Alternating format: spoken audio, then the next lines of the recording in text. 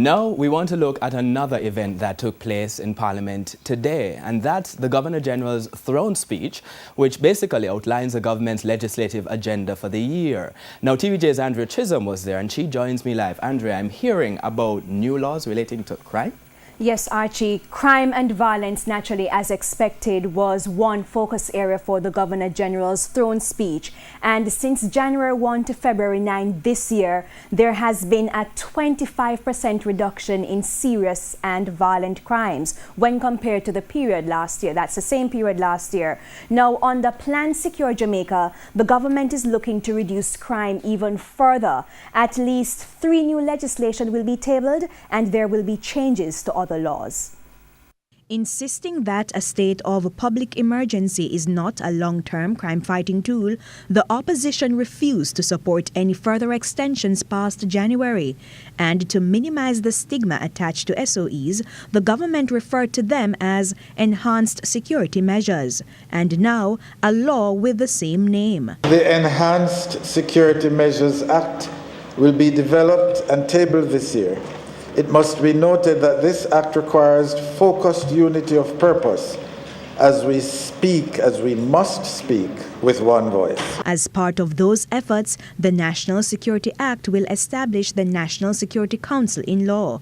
The Police Act will be tabled to help transform the Jamaica Constabulary Force, and the Police Services Commission and Police Civilian Oversight Authority will be merged. Changes are also coming to the Firearms and Proceeds of Crime Acts. Regulations to the Major Organized Crime and Anti-Corruption Agency (MOCA) Act are currently being prepared to give the necessary support. On the social side of things, a survey will be done to find out the number of squatter settlements.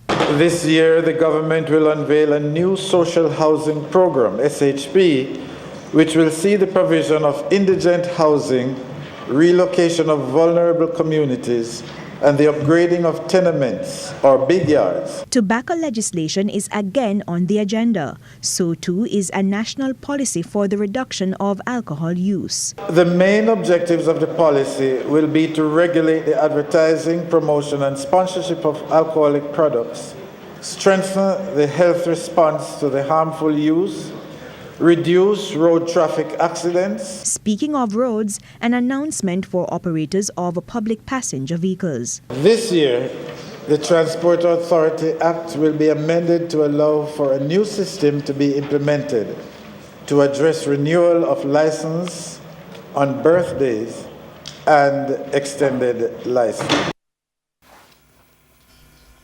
Now, Andrea, inconsistent water supply and garbage collection are two other of the major issues. Any info on those? Well, Archie, the GG said that the government will be announcing some interim measures to consistently supply water to affected areas.